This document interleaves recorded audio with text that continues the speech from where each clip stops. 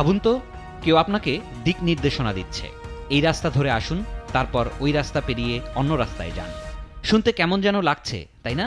কিন্তু মজার ব্যাপার হলো, কানাডার নোভা স্কটিয়ার পোর্টার্স লেক শহরে এমন 3টি রাস্তা আছে যাদের নামই হলো this street, that street are the other street. পর্যটকদের জন্য এগুলো যেন এক ধরনের গোলক ধাঁধা। ঠিক কোন রাস্তা ধরবেন তা বোঝা বড়ই মুশকিল। রাস্তাগুলোর এমন অদ্ভুত নামকরণের পেছনে কোনো নির্ভরযোগ্য কারণ খুঁজে পাওয়া যায়নি।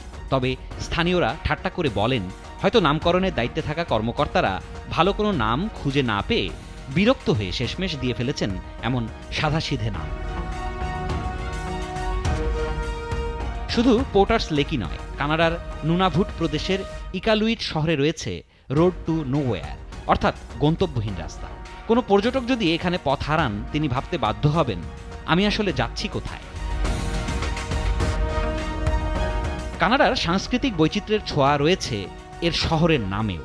ফরাসি প্রভাবিত এক মজার শহরের নাম Saint Louis du Ha Ha. French ভাষায় যার উচ্চারণ স লুই ডু আ। শুনে মনে হবে কেউ মজা করে হেসে উঠছে। এরকম মজার আরেকটি নাম হলো ব্লো মি ডাউন। ভাবুন তো, গোটা একটি শহর বলছে আমাকে ফুঁ দিয়ে নামাও।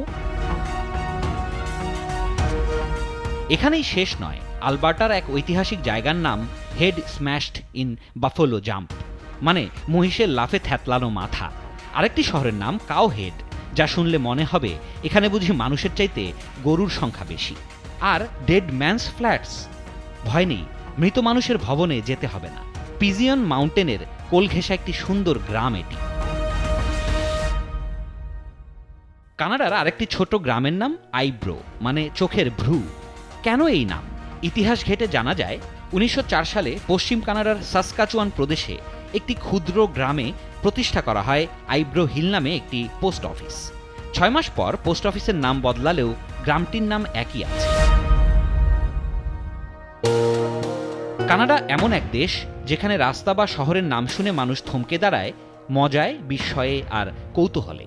ফ্রান্সের দীর্ঘ উপনিবেশের ছোঁয়ায় দেশটির অনেক নামেই ফরাসি সাংস্কৃতিক প্রভাব স্পষ্ট। কিন্তু অদ্ভুত এসব নাম শুধু ঐতিহ্যের নয়, বরং কানাডার হাস্যরসপ্রিয় আর সৃষ্টিশীল মনোভাবেরও প্রতীক। তাই যদি কখনো দিস স্ট্রিট, দ্যাট স্ট্রিট বা আদার স্ট্রিটে আপনার যাত্রা হয়, তখন শুধু রাস্তা নয়, গল্পও হবে মনে রাখার মতো।